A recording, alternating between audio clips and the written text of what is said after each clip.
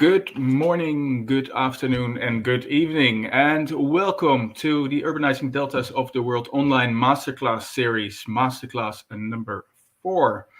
In our online Masterclass series, the state of the art of water research in South and Southeast Asia, PhDs and postdoc researchers from various projects of the NWO Urbanizing Deltas of the World program are presenting their research work with you. Today's title of the masterclass is Rethinking Delta Knowledge and Moving Forward. And this is our fourth masterclass and also final masterclass of this series. Today, our schedule is slightly different than in our previous masterclasses. Again, we do have two speakers who are Dr. Ruknul Ferdous and Dr. Shahnoor Hasan.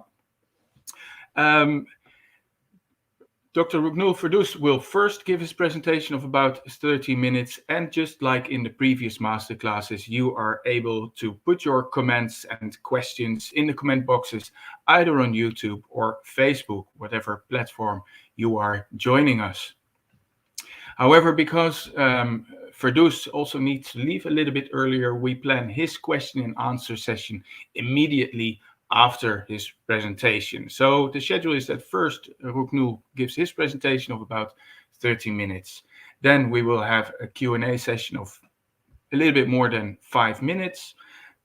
That will be followed by the presentation of Dr. Shahnoor Hasan, and then we continue with a Q&A session after her presentation of about 30 minutes. So please, if you have questions and comments to Dr. Ruknul, please put them as soon as possible in the comment boxes so we can address them to you in his Q&A session after his presentation. So let me immediately continue to introduce you to Dr. Ruknul Ferdous, who has already joined us here on screen. The topic of his presentation is living with floods in the Jamuna floodplain in Bangladesh and fight or flight. Ruknul was a PhD researcher in the NWO Urbanizing Deltas of the World project Hydrosocial Deltas, and he is an expert on the interaction between a human and water system. He has had more than 10 years of work experience in hydrology, social hydrology, where he studies the interaction between human and water systems, river morphology, and water resources management. He has also experience in flood risk assessment, early warnings, vulnerability studies, and vulnerability analysis for climate change induced by sea level rise. He has been looking at community-based adaptations to climate change and community risk reduction programs. So a very knowledgeable person, if you would ask me, and therefore we are very happy that you are joining us here. So with that having said, the floor is yours, and I'm very much looking forward to your presentation. Thank you, Dr. Jaap. Thank you for your nice words for me. Now I want to share my screen.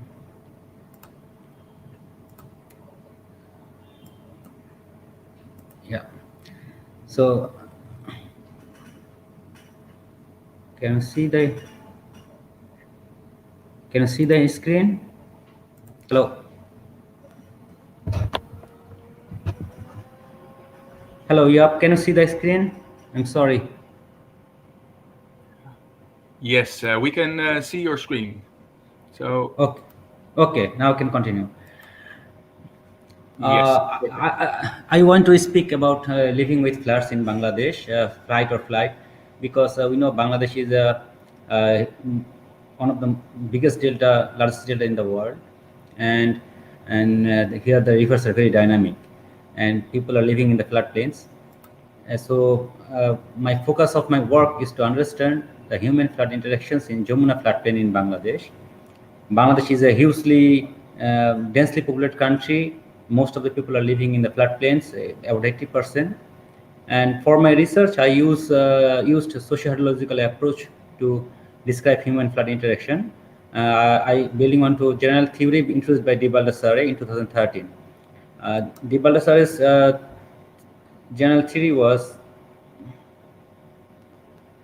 in a floodplain, if there is no levee or no embankment, then people are staying away from the floodplain. But if there is a embankment, then people are living closer to the embankment. This is the theory of Baldassare. So I am using this theory in my research. So in my screen, you can see there is a map of this Bengal Delta, Bangladesh, and you can see there. This is the map of 1776, very old map. And in this map, you can see there is a river, the blue line. This is called Brahmaputra River. Earlier, the Brahmaputra River was following in this course in 1776, and if you see the you can point out in my screen, there is a small channel which is called Jenai. It was flowing. It was tributary from the Jamuna River. So if I go next map in 1840, Tassin's map, you can see that the Brahmaputra River has there is a two course now. Two major course. One is in the right one was the left one was old Brahmaputra, and the right one, straight one, is Jamuna, which is we are calling now in Jamuna River. Actually, it happened because of the earthquake in Assam in 1840s. There is a huge earthquake in Assam, and because of that, the river, of course, has diverted. So from the small tiny river to a big river, there is a huge impact on the people who that time who are living in that area. So if we see the map of 1943, then we can see that the present Jamuna River, which has enlarged, and the old Brahmaputra has become a very tiny river. So now the present Jamuna River, its average width is 12 to 16 kilometer, and it is a braided river. There are lots of people living inside also the river. We are called river island. In Bengali, we are called it chor. So people are living both floodplains, right bank and left bank, and also inside the river. So before going to my presentation, I like to show you flooding in Bangladesh. You can see this is one example of flooding.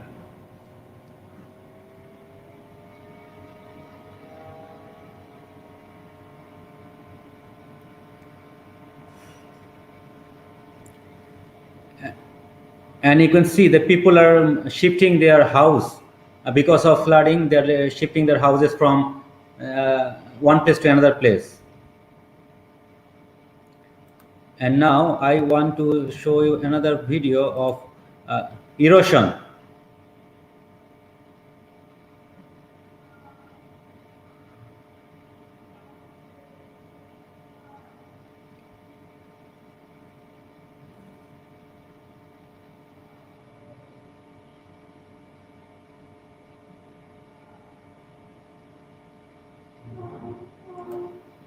So you can see that during the flood, people are moving their houses temporarily, which houses are under the water, and also because of the flooding, there is huge river bank erosion in the river, Jamuna River, and the houses beside the river, they are going inside the river. So it is very devastating for the people who are living, who are affected due to river bank erosion. And now I want to show one example of human response to river dynamics, because this river is very dynamic. Jamuna River is very dynamic, and I already told you that its average width is 12 to 16 kilometer.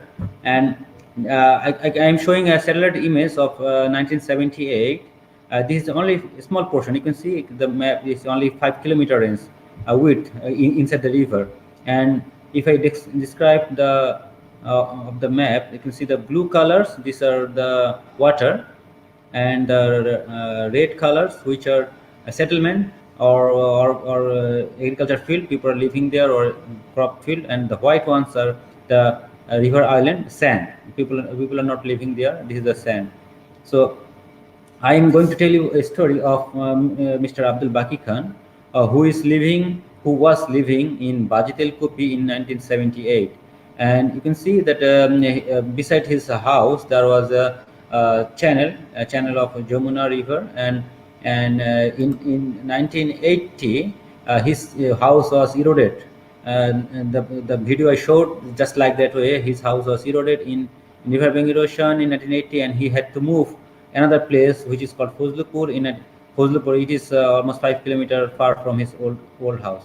So like this way, you can see in every year in 1983 the river course is changed, has changed in the Jamuna, and his house again underwater, and he had to move again. So every time the river is changing, and his house is underwater, and he is moving from one place to another place.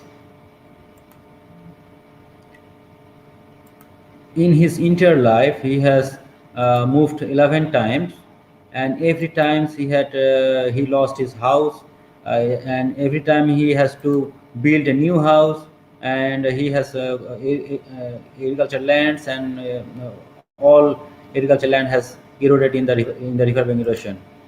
Now in 2000, when I was interviewing him in 2016, he back to Kabilpur Union because he was living there till 2008. And 2008, and when I was interviewing him, he was at that time, it was 2016. Still 8 years. It was a huge time for him. He was staying in one place. But in 2018, when I called him again over phone, where is he now? He told me that he has moved to another place because in Kabilpur his house is already in underwater. So this is one example of Mr. Abdul Baki Khan, whose life is whose response is activities is governed by the river. And because Bangladesh, I already mentioned that Bangladesh is a hugely and densely populated country, and it is not easy to move far away. And if you go other places, it's also not easy to find a new place, because every flood occurrence, every flood event or erosion event, he has lots of damages, and it is not very easy to recover. Most of the people who cannot recover from this riverbank erosion damages. This is one of the example I showed here, how like Mr. Abdul Baki Khan, there are lots of people, thousands of people are living in the Jamuna river floodplain, and also inside the Chor river island area. So my case study area was I took both left bank and right bank, and also inside the river in Jamuna river. My case study was about 500 square kilometer, and people is only 700 people are living per square kilometer, which is lower than the national population people living in 1 square kilometer. In my research, I use both primary data and secondary data. Primary data, I use household survey and focus group discussions to collect their past flood histories, riverbank erosion histories, their income, occupations, migration, everything I try to collect from them. And then I also incorporate this primary data with secondary data, like river system, river dynamics, and also flooding events. Also I use the secondary data and correlate both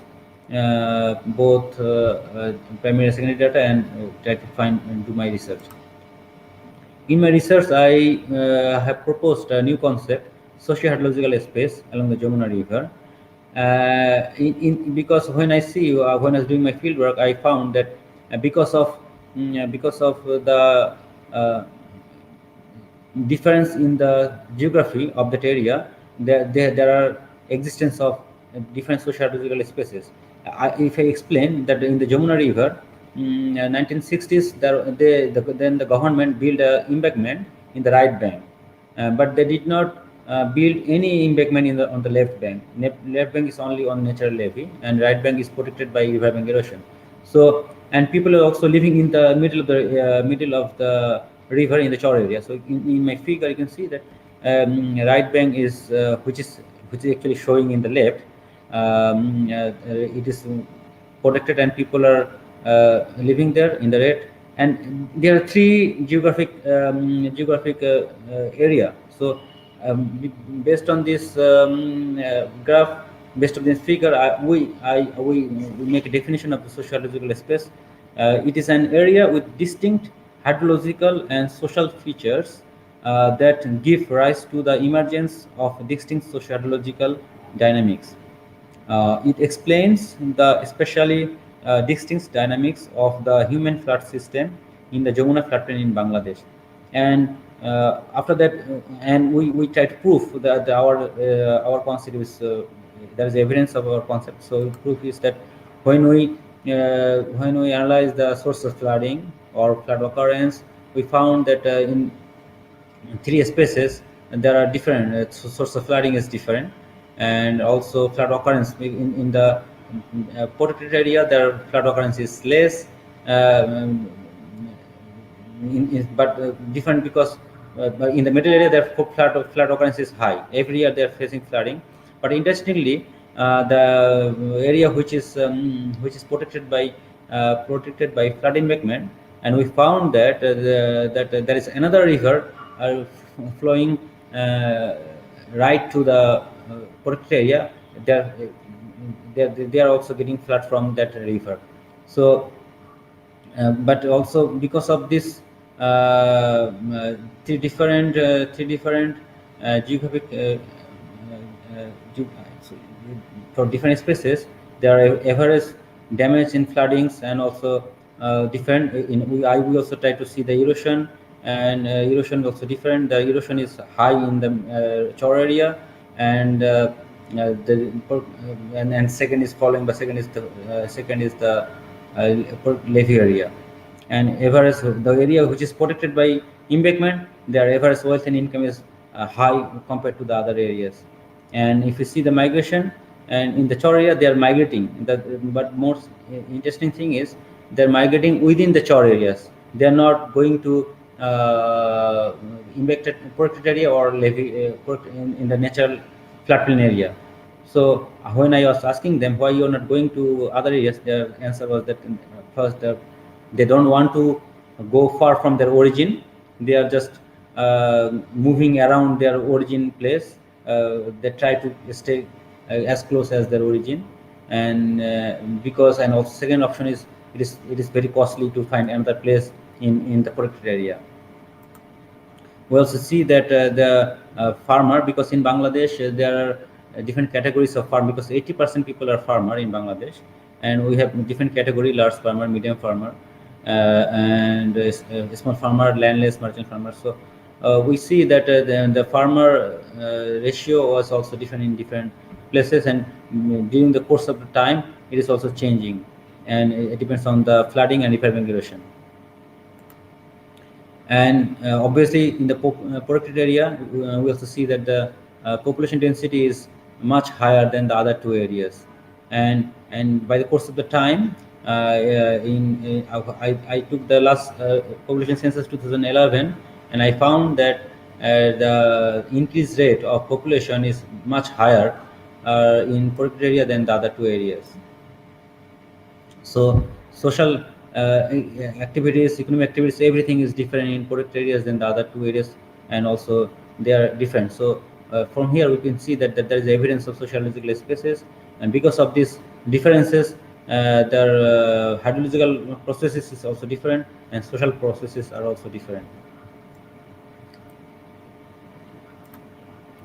So, what are they doing? Are they copying or adapting? Or I already mentioned that most of the people, because of the flooding, they don't want to move from their origin. They go temporarily. They go back and come back again after the flood. But due to erosion, they are bound. They're bound. They have nothing to do, but they have to leave the original place. But they are moving very close. So when I was trying to find either they're copying or adapting, and I found that their mechanism, though we are in Bangladesh, we are telling that they're adapting, but in my research I found that they are not actually adapting, because coping, what is the meaning of copying and adapting? Coping is we just adjust our present situation, and that's it. And adapting, it means we adjust and also improve our life. But in my study area I see that their life is not improving. They're just adjusting with their current situation. And the large farmer, you can see that there many people have from changes from large farmer to landless in the last 40-50 years.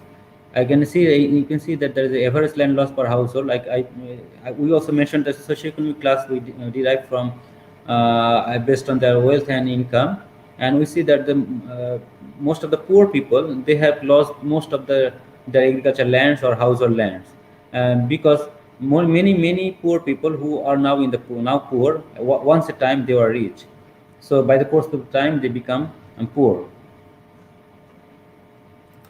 And when we were talking about recovering from the flooding or river erosion, then we found that they can recover from flooding because from the time the Bangladeshi people know how to fight with, how to live with floods, so they prepare themselves before flooding. So only due to flooding, their damages is very low, and but due to river bank erosion, their damage is very high, because when their land is going to the river or their house is going to the river, it is impossible to recover.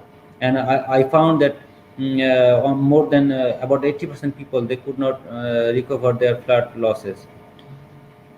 And by this time the and every erosion event, they are losing, and they become poorer, and they are losing their strength to fight again in the next coming event. But on the other hand, we see that if we see the fatalities in Bangladesh, and I have data from 1974, and I found that the flood fatalities is decreasing over time. It is a good sign, and because earlier most of the people are because they know how to live with flood, so the flood fatalities is decreasing over time. And for that we made a hypothetical trajectory for socio-economic growth, and I found that the if you see that the black and dotted line, it is if you do not do nothing, then it is the trajectory line, the black and dotted line. And if we do no adjustment, then one flooding or erosion event will just go down, and every year we are decreasing our economic growth. But if we do some coping or adjustment, then our line is almost parallel to is almost stable. But if we can do adaptation, then the green line, then it rises very high. But in my study area, I found that people are, when I analyze the economic condition, I found that they are become poorer to poorer. In Bangladesh, the overall GDP is increasing. GDP is increasing, but in my study area, the people annual income is decreasing. So it means they are not adapting. They are doing either no adjustment, or they are doing just coping. So in conclusion, I found that there are different sociological spaces exist along the Jamuna River. People, if we use the sociological space, we can do the um, uh, interaction, human river interaction easily, and this space is also not fixed. It is shifting because of highly dynamic hydrological and human systems. The river is also very dynamic, and I found that there is a coexistence of living with floods and fighting with floods, because in one place people are fighting with embankments, they are building groins, revetments, but in the other hand also the people living in the chore areas and without protection areas. Uh, Although there is a flood in almost every year, people do not move from their original place, and if there is a temporary movement occurring, they come back to their previous place. Now, overall, people are getting poorer and therefore less able to make their further adjustment for the next flooding event. Thank you very much for listening. If you have any question, then you can ask me. Yes, thank you, Ferdous. Thank you for your very interesting presentation. And as mentioned, I would like to share some questions with you, and I also still invite also the people that have been joining us online to still continue to put your questions or remarks in the comment boxes. I think you showed some very interesting results of your research, and one of them relates, of course, also to how you mentioned it. Is this coping or is this adapting? I see that in Dutch-Bangladesh relations, often also at higher level, there is spoken about how the Dutch can also learn from the resilience of the Bangladesh communities. Um, and you mentioned, well, is this coping or adapting? And you, in your case areas, you actually say, well, this is also a lot of coping, and people are actually in a some sort of a poverty trap um, in Yeah. these areas. Um, so a question is, how can we then actually move from coping to adapting? Maybe that's a first question. And next to that, this is of course then also because you also mentioned overall GDP of Bangladesh is growing, yet these people living in these areas are lagging behind in also economically developing. So it hints us that there is an increasing gap between the urban and the rural, maybe, or just a bigger deviation between the rich and the poor. So this is then also a national issue. Well, how can national policy then contribute to that these people also go from coping to adapting and are also joining the general economic growth? Do you have ideas about it? Thank you for your question here. Uh, Actually, we have a confusion about the definition of coping and adapting, because what we are doing in Bangladesh, we are telling we are adapting. We are telling that Bangladesh is adapting and adapting to flooding and everything. Yeah, we are adapting, but in my state area, I see that people are not adapting; they are actually copying. In my definition, I see that, because if you adapt, what I understand adapting, okay, I adapt the situation and I improve my lifestyle. Actually, it is not happening in that area. So in Bangladesh, from my experience, I can say we cannot alone live with floods. We cannot alone fight with floods. We have to do both. We have to do both, fight and also live, because we can see that for fighting, it is not possible from the local people. Should be the government initiative, because in my study area I saw that in the Chor area or in the left bank where there is no embankment, and people try to collect money from themselves and try to build bundles, which is one kind of spar, one kind of groin made of bamboo, locally available bamboo. So it is very normal structure. So they try to divert the flow of Jamuna river during the monsoon, but these bundles are very bundle strength is very low, even depending comparing with the strength of the river. So it is washed away immediately.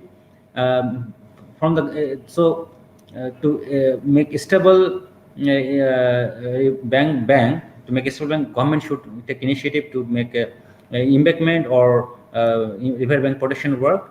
But at the same time, we have to do the intelligent way, because we cannot train the whole river. It is a very mighty and big river. So we need to find a way which portion will train, which portion will not. We have to do that intelligently. And also during my study I found that people's memory is very low, so people forget things very easily. So what happened last year, or maybe 5 years ago, they forget things very easily. So we have to do more awareness or training sessions with the local people. And also we need to learn from the local people, because we know there are lots of knowledges in they have within the local people. So we have to increase the interaction between the people, from the expert and also the local people. And I think we need to innovate some adaptation policies for them. How can we? They already have some adaptation, because people are changing their cropping pattern, depending on their because people has changing their cropping pattern in the field. So because of flooding, so they are innovating new variety. Change, if the flood season is changing, they are innovating new variety. So there is obviously there is adaptation. I am not telling that there is no at all. I am not telling that is no adaptation. There is adaptation. There are new variety of crops. They are shifting to one variety to another variety. So there is adaptation. But I'm telling about the copying means there most of the people who are becoming landless, whose house is eroded by land, they have actually nothing to do. So they're only adjusting their life, adjusting that they're moving from one place to one place. One farmer is he has lost his land. He is becoming maybe a laborer, day laborer. So he just adjusting his life. There's nothing for him to do adaptation.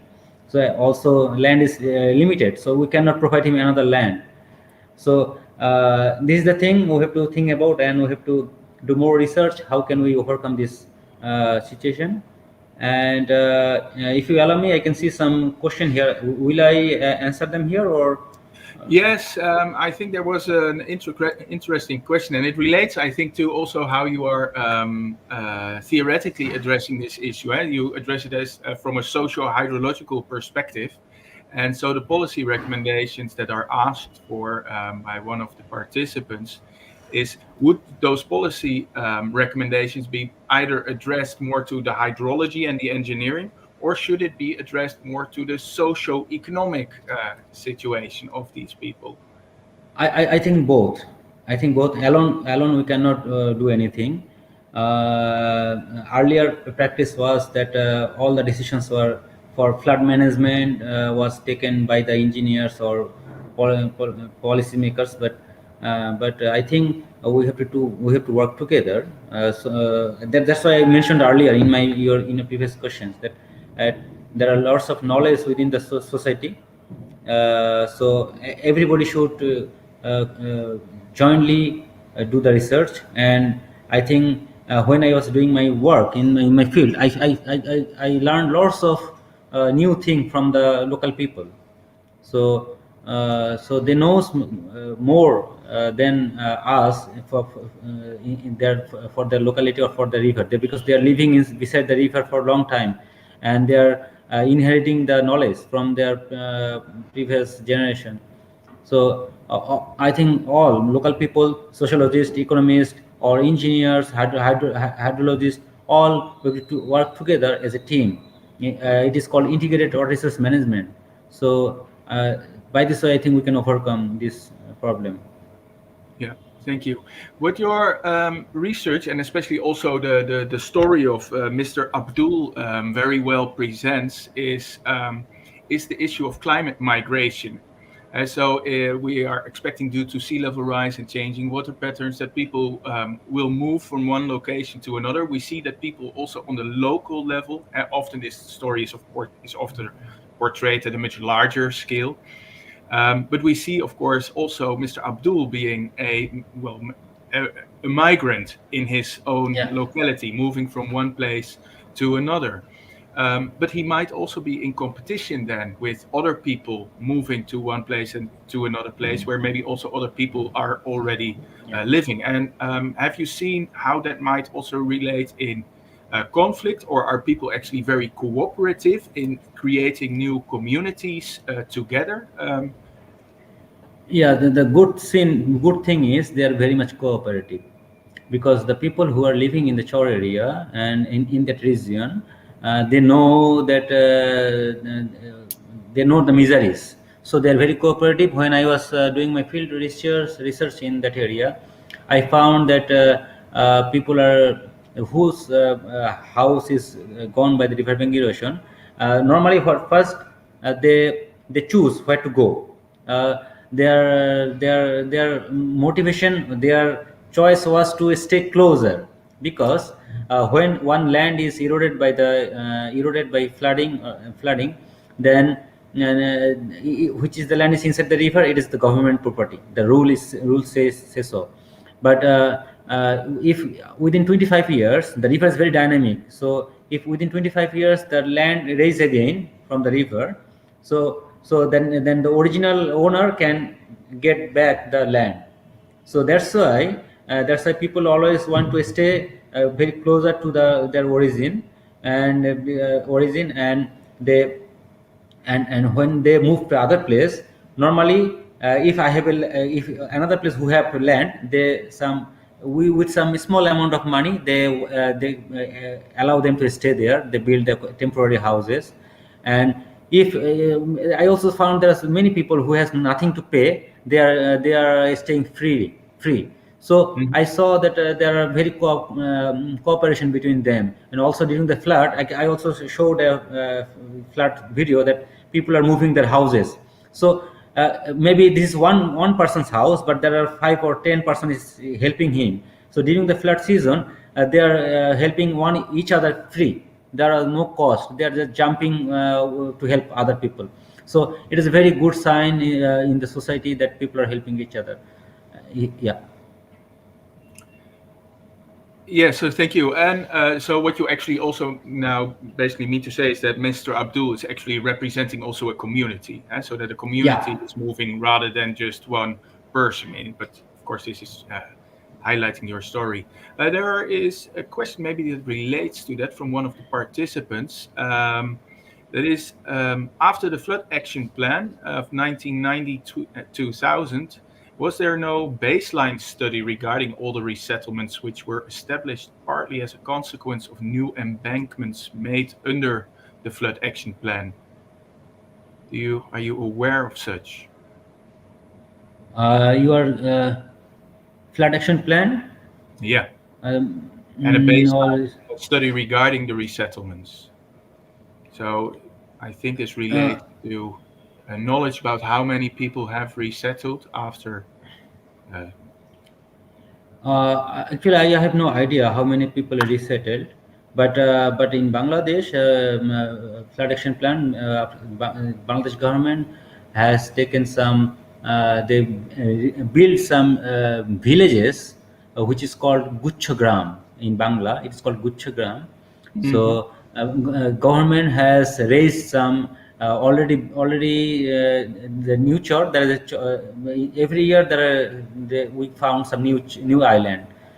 Maybe one old island has eroded and new island raised from inside the river.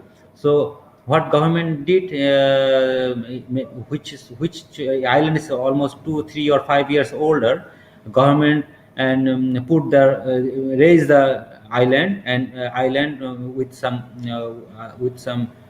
sand, and they built some houses for the people who lost their houses in the Irving erosion or in the flooding.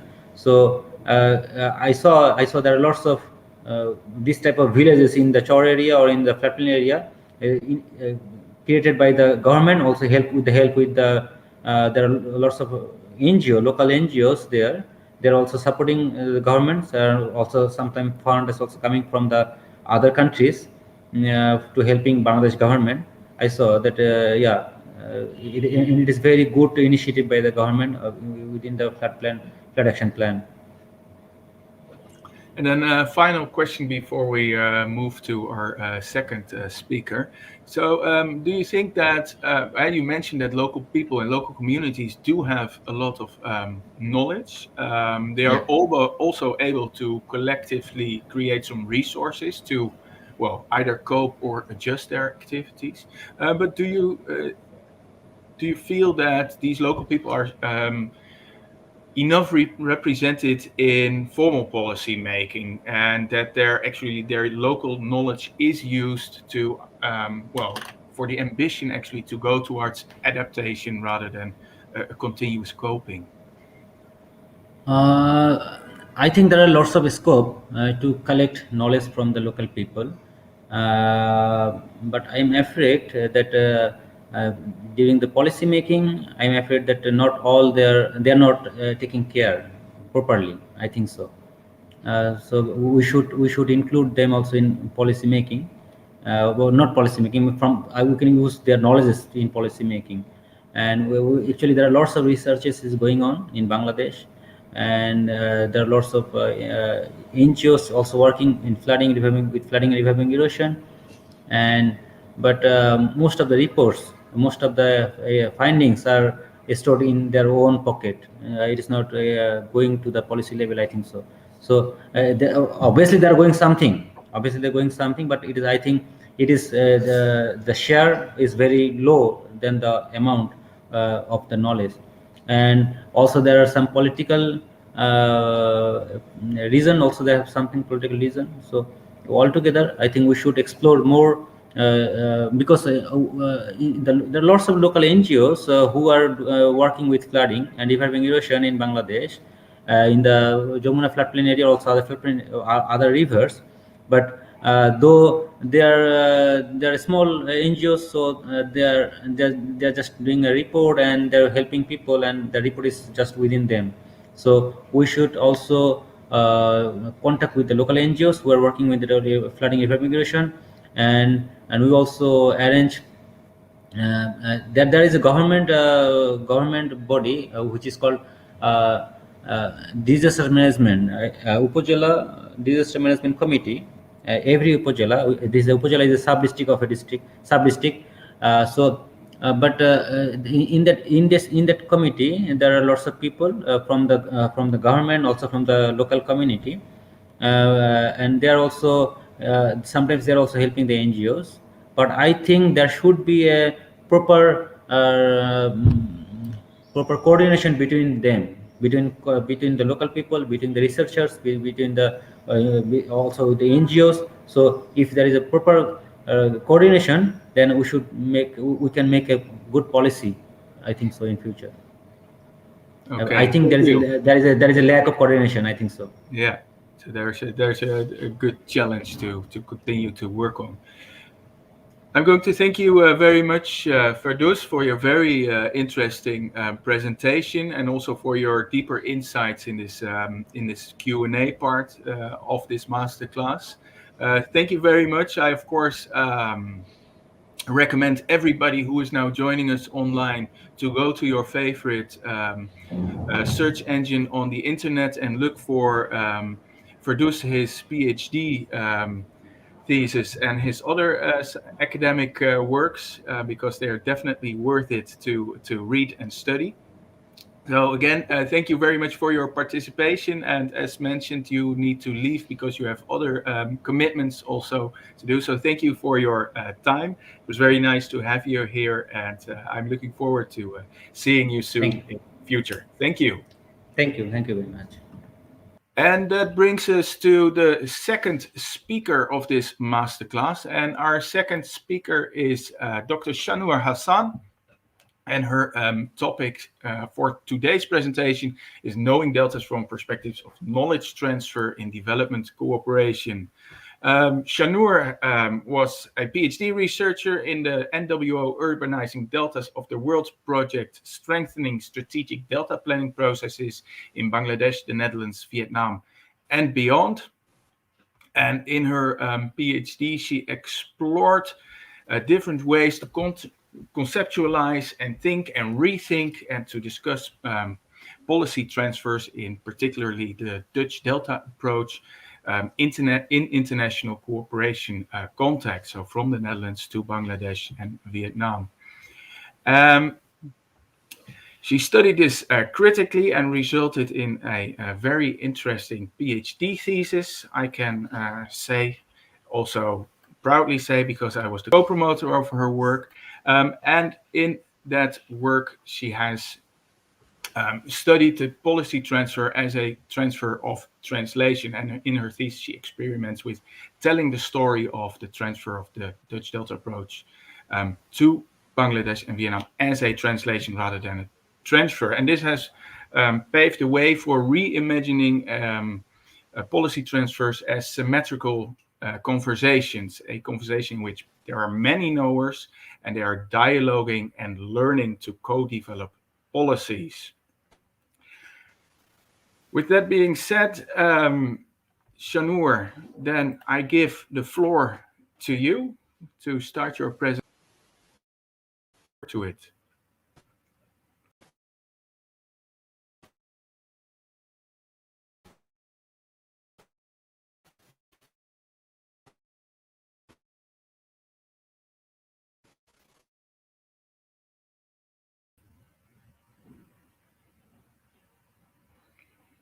We have. Um, Yes, you are back, Sorry, I Shahnoor. There's lost. a little Yeah, I technical lost glitch. you. Indeed, right on the moment, you know. Um, Thanks for the introduction, Yap. I missed some of your at the end of your introduction, so I assume that the floor is given to me now.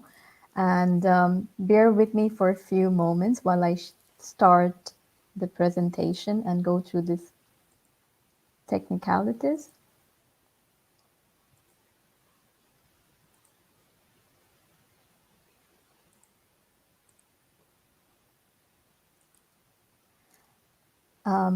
So, to begin with,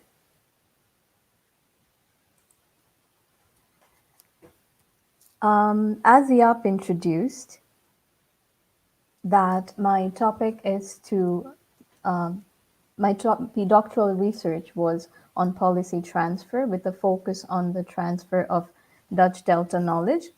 And in that, um, I kind of came up with a way forward to know deltas a bit differently. So I call it, my presentation topic is to know deltas. So let's see how can we know deltas. And I would like to focus on discussing what is a dominant way of knowing and managing deltas in the context of development cooperation. To be precise, in the Dutch Development Cooperation, what is the impact of knowing deltas in the conventional way that the Dutch government promotes, and what can be an alternative way of knowing the deltas? So, to begin with, I would like to draw your attention to some of the quotes and the speeches, excerpts of speeches that I came across throughout my research. Nobody knows the delta management better than the Dutch. Dutch water professionals are working to promote a safe and resilient futures for all across the world, from Bangladesh to New York and from Jakarta to Yangtze Delta in China. The Netherlands has a responsibility to place our knowledge and expertise too at the service of less vigorous countries, but also to create economic opportunities for our water sector. So when you look at deltas, if someone is trying to learn about deltas, he or she may get an impression that the Dutch knows best, as the former Prime Minister expresses, and the other countries outside of the Netherlands relies on Dutch knowledge and expertise, and they're kind of like an empty vessel when it comes to not manage their own deltas. And the Dutch top government officials and water, when they go out, travels outside of the Netherlands, they try to emphasize on creating a sameness of all between the deltas they are traveling to and the deltas in the Netherlands. So when in Colombia, the Dutch top government officials emphasize on the differences in terms of the altitude the countries are located at, but the similarities are many, most importantly on water. And also, when in Vietnam, the most logical thing that the Dutch government officials could think of when it comes to water partnership is to do development in deltas using the Dutch delta knowledge. Why? Because the Delta region, Mekong Delta region in Vietnam, and the entire country of the Netherlands are densely populated with a similar size and population. And also, the Dutch policy documents emphasizes that different countries, for example, in this case, Bangladesh, needs an integrated approach to secure water safety and food security. And in these speeches, they indicate about a kind of like a must-haveness of Dutch delta knowledge to manage deltas outside of the world. And in line with these codes, the Dutch government promotes a narrative for a solution that they promote as a must-have policy solution for sustainable delta management for all deltas of the world. They call it Dutch Delta approach.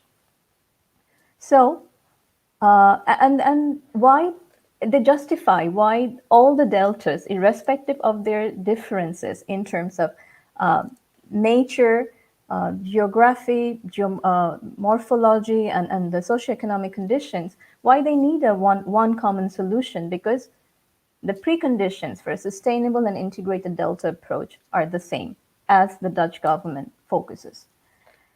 So what is this Dutch Delta approach? There is no widely accepted definition what the Dutch Delta approach is. The Dutch government uses the term to promote a package of 12 planning exercises that they used or that they have been using in the Dutch Delta program. They call it building blocks for sustainable delta management. So for all deltas across the world, you can see this is a bit vague, although in resolution, that these are the 12 clustered planning exercises that a deltaic country must have as a policy option to manage their deltas.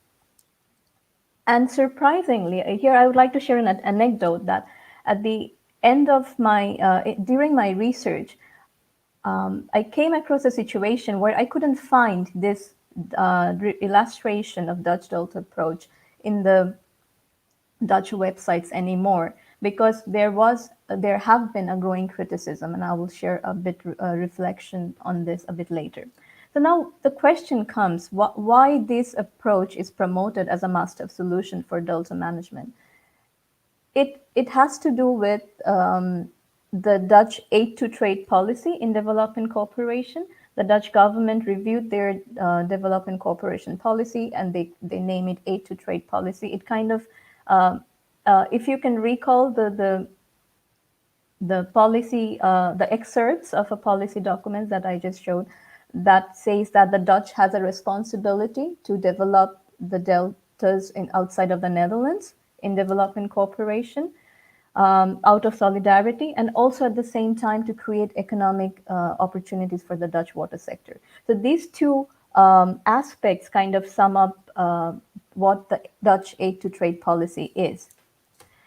So I was mentioning about the growing criticism. So this way of comparing all the deltas as same and promoting and actively transferring one policy solution has been under criticism in practice and in research. So some scholars call it a neocolonial and neoliberal approach. Some compares it to opportunistic reframing to export Dutch water and delta knowledge and expertise. And some also compares the efforts of Dutch government to export the Dutch Delta approach with global water salesmanship on rising water and climate change. So the Dutch government also uses some promotional slogans like "Bring in the Dutch," and the growing criticism kind of marred that the highlight of that slogan when people come up with a counter slogan called "Teaching the Dutch," or should we teach the Dutch? So when I did an analysis of this promotional narrative, what I found is that in the promotional accounts, the Dutch government explains the mobility of the transfer of the Dutch Delta approach on its excellence and uniqueness of Dutch knowledge. The narrative suggests that the expertise travels almost spontaneously because of its intrinsic qualities, and there has been a great demand from other countries like Bangladesh, Vietnam, Indonesia for Dutch Delta knowledge. Interestingly, in this narrative, what remains outside of the focus is the analysis of the Delta planning expertise itself and what is transferred. That is the Dutch Delta approach.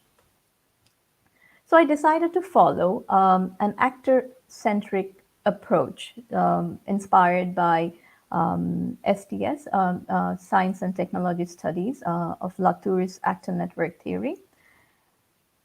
I identified all those people who were actively involved in making of Bangladesh Delta Plan 2100 and the Mekong Delta Plan in Bangladesh and Vietnam. And I tried to know about their perceptions, how did they develop the Delta Plan, what were their experiences, what and who helped them or not. And these are the topic I found that these are the topics, something they don't openly discuss in public. And I focus on actors and their actions, not to damage any reputations for any individual or for any country or any governmental efforts, but I was kind of perplexed when I came across uh, all the difficult work in terms of diplomatic actions and then the convincing political maneuvering all these actors do to make a Delta plan outside of the Netherlands, which the most formal accounts, in this case the promotional narrative of Dutch government, is remains completely silent about. So my respect and admiration for those people who work for making the transfer happen or making the Dutch, making a Delta plan developed outside of the Netherlands actually grew over the time. So I find it more important to draw attention to what they are doing behind the scenes, which is not formally recognized in the promotional narrative of the transfer of Dutch Delta knowledge. And I also find it important that if we consider the experiences of the involved actors, which has then we can initiate a dialogue that would create better understanding of the role and the impact of the Dutch Delta approach, and perhaps we can find a discussed way forward. So moving on, the major insight of the research that I carried out was that the dominant narrative of the Dutch Delta approach that the Dutch government adherently promotes misrepresents its transfer. To capture what happens in the transfer of the Dutch Delta approach, I used a metaphor that is also the title of my doctoral research, Making Waves. I find the process of transfer similar or resembles to a series of waves. Just like waves do not propagate themselves but are consciously created and require continuous energy to keep spreading, the efforts and actions of the actors in making a Delta plan outside of the Netherlands were like that. And some waves may decline or die together, while others amplify in sometimes unexpected ways. It also matches with the actions and activities that the involved actors did in Vietnam and Bangladesh. Here I would highlight today three major insights, reflecting on the process and the work and the knowledge, the Delta knowledge itself. What I found in my research that the Dutch Delta approach does not travel on its own, nor on its inherent qualities. It kind of opposes or challenges what the Dutch government promotes. A demand for the Dutch Delta approach is created. There is not a huge demand from its so-called recipient countries, but the Dutch government actively had to create a demand for it in their selected long-term strategic bilateral partner countries like Bangladesh, Indonesia, Mozambique, and Vietnam. And so, in a nutshell, this transfer does not happen in a void space, but in an arena that is already established and built on diplomatic and trade relations. Here you can might become curious to know then what is the motivation for the recipient countries to align with the Dutch in this transfer. To reflect, I would like to use a quote of a Bangladeshi expert on climate. He told me that we do not need a Delta plan. Here we refers to Bangladesh. And it happened in Bangladesh, this development of Delta plan, because the Dutch has diplomatically pushed for it. Now, it does have some benefits because having a plan helps to focus on development of the Delta area, which is vulnerable to climate change, one of the most vulnerable deltas in the world. And this also helps to attract donors, for example, World Bank and ADB, who needs different mechanisms to invest. So it kind of work as an umbrella of pulling in different issues, development issues, and different actors. So that kind of partly explains the motivation of the countries who are so-called the recipient countries. So what work goes into making this transfer happen? What I found that much of the work that the involved actors do largely consists of creating alliances and political buy-in, rather than something being very technical, as the Dutch promotional narrative highlights. And they do it often by mobilizing or building on existing diplomatic and trade relations. And the work entails cautious navigation of cultural and power differences, which involves, again, negotiation, persuasions, and contestations with other actors. So in the process, the recipient side, in my research, it was Vietnam and Bangladesh, creatively molds and importantly steers the process to make what is transferred suitable to their interest and their own development contexts. The third insight that I would like to draw attention to is the Dutch Delta knowledge. What I found is that the Dutch Delta approach is far from those 12 fixed clustered building blocks. It's not a fixed policy object of transfer, rather it's a shape-shifting object. Its contents and shape change depending on when, where, and in which context, and also by whom it is talked about, referred to, or enacted. And the meaning of what delta planning is changes almost beyond recognition once the delta approach lands in a new destination. I would show you in a while how it changes its meaning differently in Vietnam and in Bangladesh in comparison with the Dutch in the Netherlands. So what emerged as a delta plan outside of the Netherlands is broad enough to fit a wide range of interests and accommodate different storylines of development and development visions. So just to give an example with, in the illustration of what Dutch Delta approach is, there is this one building block is the scenario development. In the Netherlands, in the Dutch Delta program, the scenario development is used as a planning approach or a tool to come up with four uncertain futures, and these futures uncertainties are projected based on two external drivers: socioeconomic development and climate change. And then the robustness of the proposed planning strategies are assessed in accordance with the four uncertainties. So when these scenarios were applied in the Mekong Delta Plan, it didn't work well in the context of the situation in Vietnam, and also the situation in the Mekong Delta is the socioeconomic situation of the Mekong Delta. So what the actors, Dutch and a group of Vietnamese experts did, they came up with one uncertain futures to develop plan with instead of four, and they proposed that proposed an agribusiness industrialization vision for the Mekong Delta plan, which kind of challenges Vietnam's government's triple rice policy.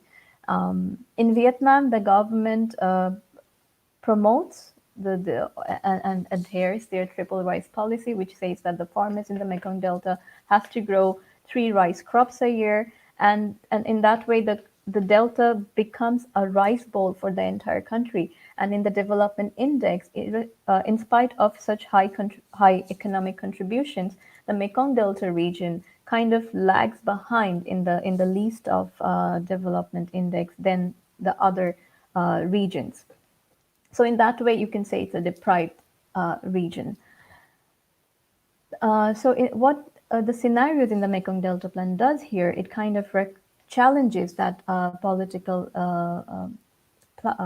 politically ambitioned strategy of triple rice, and it recommends that the Mekong Delta should develop into a specialized hub for high-value agricultural products for export and domestic markets. So it shouldn't be only rice, but lotus and shrimp and other crops should also be cultivated. And also it suggests not to go for the big infrastructures, but for nature-based solutions in accordance with the agro-based industrialization vision. What happened in Bangladesh is that first the experts tried to implement the conventional way of developing scenario as it is in the Dutch Delta program, but then the experts and the government officials in Bangladesh, they were kind of perplexed to see how it can fit the development context and the visions of Bangladesh, because having only two external drivers of socioeconomic conditions and climate change doesn't work, because the country has other external drivers that can influence its futures, which includes the transboundary water relations and the political instability, etc., etc. So then it went through several phases of changes. So from four scenarios, it was kind of like tried to fit, the experts kind of tried to fit into six. But at the end, what the scenario in Bangladesh Delta Plan became is referred to as policy options, developed by a group of macroeconomists, Bangladeshi macroeconomists. So what they say that the scenario concept in the Dutch Delta program doesn't work in the context of development for Bangladesh. What would work better in the case of Bangladesh is that having two projected uncertainties or two scenarios. One is without a Delta plan, that means business as usual. So what is the consequences of it? They analyze, and another scenario is having a Delta plan, with a Delta plan. So then they projected the socioeconomic conditions, the impacts of a Delta plan on the socioeconomic conditions, and they try to show those projected outcomes, how it contributes to Bangladesh government's prioritized development vision, which is known as Vision 2021, which is all about making the country upward in the development index, and making it as an upper middle income country by 2041 and a lower middle income country by 2021, which Bangladesh has become according to the UN certified development indexes.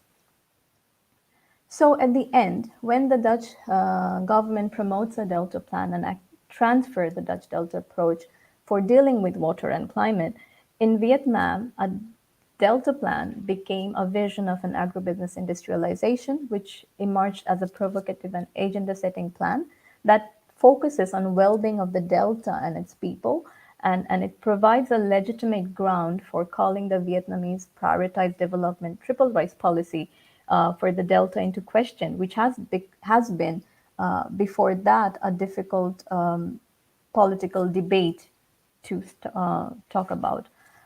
In Bangladesh, as I mentioned, it became a means to achieve a middle-income country status, and it connects Delta planning now with the Bangladesh government's Vision 2021 and 2041.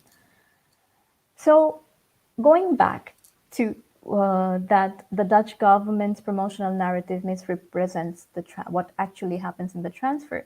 So that then what actually happens in the transfer, it has my doctoral research shows that it has little to do with technicalities that is widely transferred to and understand as Dutch delta knowledge or as part of managing deltas, and this is the way we should know deltas. And rather, the transfer resembles to a series of collaborations and interactions in which both the involved actors and that what is transferred change, in this case, the Dutch Delta approach. And the Dutch experts in the transfer process exchange and learn knowledge on deltas that is developed and refined in a non-Dutch settings, and this results in hybridizing of Dutch water and delta expertise. In this case, the Dutch delta approach, as we can see in the examples of scenario development. So based on these insights, I can say that there are room for discussion on whether this Dutch Delta approach that the Dutch government actively promotes as a must-have common policy solution for sustainable delta management even exists, and this calls for rethinking about the transfer. And so what can be a way forward? So I term it symmetrical conversation. This normative approach of symmetrical conversation comes from my long conversations with Dutch, Vietnamese, Bangladeshi experts involved in the transfer of Dutch Delta approach to different countries, not only to Vietnam, Bangladesh, but to US, to Indonesia, and Mozambique. So based on their insights and experiences and their suggestions, in the symmetrical conversation, I propose not to shy away from how international politics work, because I could see in my research that we tend to think or we tend to approach to manage deltas as a socio first as a natural process, and then in some cases as a social process. But what I see that knowing deltas or managing deltas is also very much political. And so we should not shy away from talking about the politics. And in the symmetrical conversation, it urges to explicitly discuss how to navigate these political and commercial interests of different actors and deal with the differences between the countries and the actors, such as those based on wealth, power, and authority. Think about the differences in the Netherlands, in Vietnam, or the Netherlands in Bangladesh. So the symmetrical conversation approach allows to recognize and appreciate diversities existing from expertise, practices, cultures, and languages. So when I say symmetrical, the term may give an impression that I am talking about assuming that the different actors are on an equal platform, or they are equal, let's say, or they're same. No, in the symmetrical conversation, the differences and the diversities are very much acknowledged, and based on that acknowledgement, it tries to show that how the parties are kind of relying on each other, how they're dependent on each other. So an implication of the symmetrical conversation is that it makes the practices of maintaining friendship, mutual learning, and negotiation that happens in the transfer more explicit and prominent features of transfer, not just like making it a behind the scene activities that we should not talk about and should not be learned and inspired from to do the transfer process better and in a more mutual learning way. So it would the hope with this is that it would create room for discussions about what good policies are. So instead of the Dutch government saying that this is the solution that the world of deltaic countries need, but the deltaic countries and the Dutch government sit together and discuss what can be a good policy for the Vietnam or Bangladesh or for Indonesia. And this helps to rethink how different knowledges and knowers can relate to each other and come together for sustainable development of deltas. In that way, new ways of knowing deltas would be created that would be more useful for Bangladesh and maybe for the Netherlands, because they are also a deltaic country, and they are, according to the IPCC report, all deltaic countries are vulnerable to climate change. To conclude, I would like to share some reflections. Looking back, what I see that there is not one form of water knowledge and knower, but some water knowledges and knowers, they are recognized as an expert or a water leader than others, because it has to do with their economic or political or geopolitical interests, but it doesn't make the others as less vigorous water countries, as the Dutch policy documents identify all the other deltaic countries outside of the Netherlands. So, I would say that all delta knowledges or all water knowledges are local and specific. So it doesn't make the Dutch delta knowledge something global. It's also local, just like the water knowledges in Bangladesh and Vietnam. Because all these knowledges, they come from somewhere. They have specific histories, like the history of Dutch water management, which is very insightful. And the Dutch are known for their historical water management. And when we recognize these diversity in knowledge in managing deltas, it would help to understand and question and hopefully change what is largely understood as sustainable delta management. And recognizing this diversity, I believe, provides a nice entry point for rethinking about water and delta, stepping back from this conventional way of knowing deltas in accordance to the Dutch government's promotional narrative. Just like what we can see in this image, this is a workshop that happened in 2016 in Ho Chi Minh City, organized by Strategic Delta Planning Research Project, where a group of experts, Dutch, Bangladeshis, and Vietnam, they are discussing a case on Travin, and they're sharing their insights and learning from each other to come up with a planning strategy for managing water in the Travin province in the Mekong Delta. To wrap up with, I would like to reflect on is the Dutch government paying an attention to what the researchers, including myself, are talking about or trying to draw their attention to. It seems that a change is on the way. There will be another 5 years program, a development cooperation program in selected countries, including Bangladesh and Vietnam. But we have to see what happens then to understand this Dutch Delta Development Cooperation 2.0, as I referred to. And to end with, I had to approach time to time the Dutch government officials and the experts who are very much actively involved in the transfer to inspire them to emphasize on my point that we need to see deltas and do the transfer differently. So how did I do that? So I would like to end this presentation with that. So I showed them, I kind of played an ice-breaking game. So I showed them a satellite image of a delta, and they had to identify the delta within a few seconds.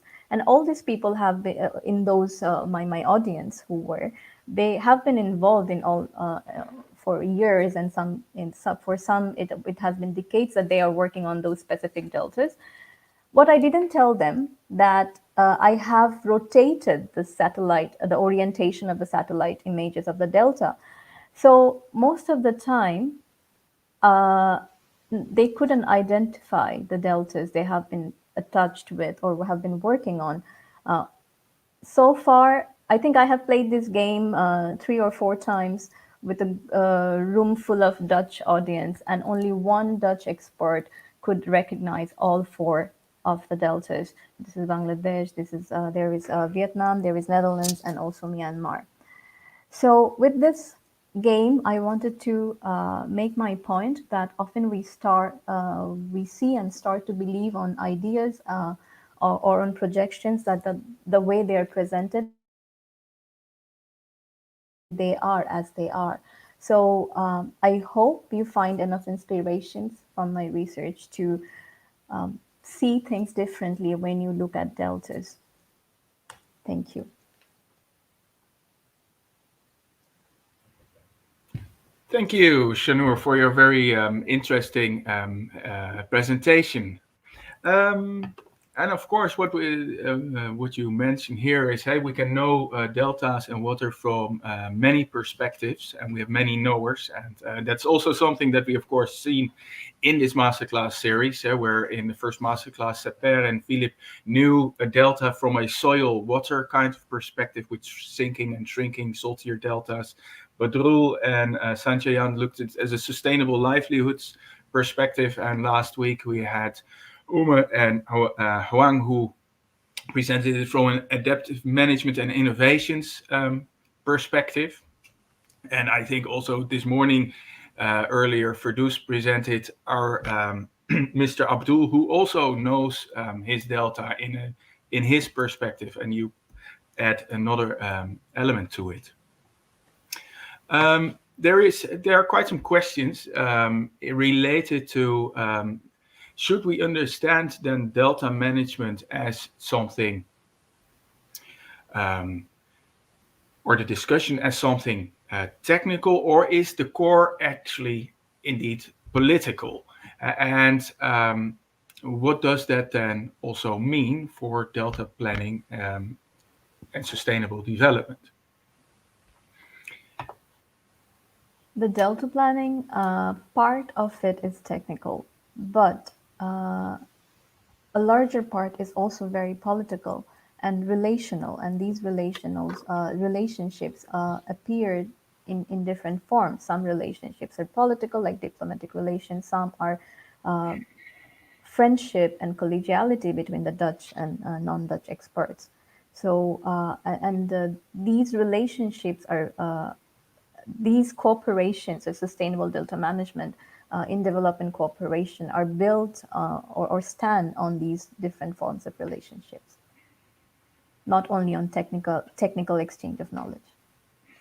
And would you then say, from your perspective, also that the Dutch then have actually been very successful in getting this Delta plan around the world, or?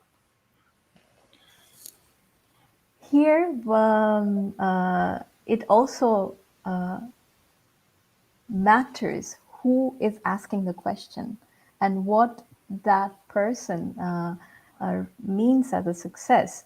Because if you look at look from the perspective of the Dutch government, it is a success because at the end they have a plan to show to the world a Bangladesh Delta plan and the Mekong Delta plan. So in that terms, the product, the deliverables is there, so it is a success. But from the involved experts' point of view, you know that it has the Bangladesh Delta plan is more Bangladeshi than a Dutch. So then, what is the success? What eventually is transferred, or rather, new knowledge has been created. So it depends on who asks the question and what success to him or her is. One of the things you mentioned here, partly in, well, let's just use the word success of the translation or the translatability of the Dutch Delta approach, is that it's actually a rather fluid concept than rigid. And we also, as you mentioned, it maybe was a little bit more rigid when there were 12 building blocks, and now basically that idea is gone, which makes it more fluid. And I was wondering, in the past also, in the Dutch politics on international cooperation, it was about the dominee and the koopman, the referent and the merchant, and the bias. Is this also not maybe a bias now in a strategically maneuvering diplomat in keeping international relations and the opportunistic international businessman? Development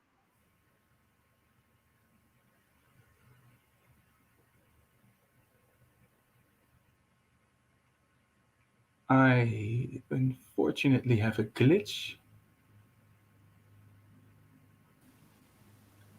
Yeah, sorry, I was lost. So what I was trying to say is, I call it. So yes, this kind of transfer serves a useful purpose to nurture or maintain these diplomatic relations. So, sorry, I kind of lost your question with the technical glitches. I think I Yeah. hope I have So is there also a balance or a deviation between the maneuvering diplomat to keep international relations and the opportunistic international businessman selling an idea? Yeah, it is, because this is also what the Dutch aid to trade policy is about, to do good to or to be by the side of their long-term partners in managing deltas, rather, and also to create economic opportunities for the Dutch water sector.